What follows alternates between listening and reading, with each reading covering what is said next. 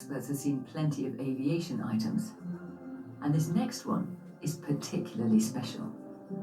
In the early 1960s, former RAF officer and aviation innovator Ken Wallis designed and piloted a compact, highly maneuverable gyrocopter. Little Nellie became known for its unique role in aviation and cinematic history. Movie memorabilia expert Stephen Lane was thrilled to see it up close. So when you think about James Bond, you think about the guns, the gadgets, and the vehicles. And what a vehicle this is. You Only Live Twice, 1967, starring Sean Connery as James Bond. This custom gyrocopter that features so heavily in the film. So I know that this is an autogyro, but what exactly is an autogyro? Well, an autogyro is essentially, it fits sort of in between an aeroplane and a helicopter. So an aeroplane, you have fixed wings, and a helicopter, you've got driven rotors. With an autogyro, the actual rotor blades aren't driven in any form. Right. So essentially, it's powered by this engine which pushes you forward through the air, and then the lift's created by the rotor spinning in the air. Tell us more about it. How does it come to be in your possession? Well, my father designed and partly built back in 1962. Did a trial at Pinewood, and the next thing is they were rewriting the script. And my father was filming in Rio, actually, and for another film, and went straight from there to Japan.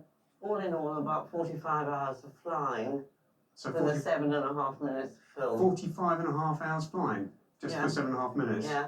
I believe that there were 2 craft built for the film, or used in the film, is that correct? Yes, yeah. One of them Sean Connery sat in, and it was known as the blue screen. The blue screen? Yeah. Right, so that would be where he's getting into the cockpit, where you're getting the close-ups of him.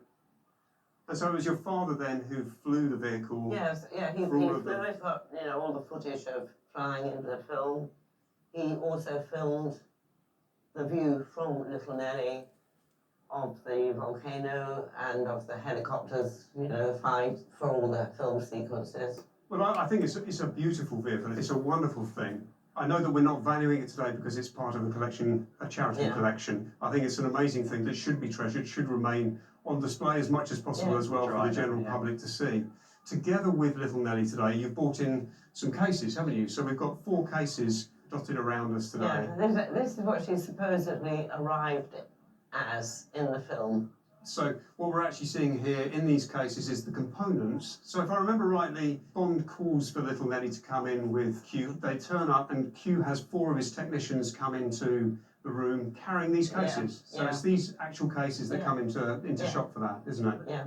I love one of the details on it, actually. You've got the Universal Exports label that just sits there within the cases and is attached to some of the other cases.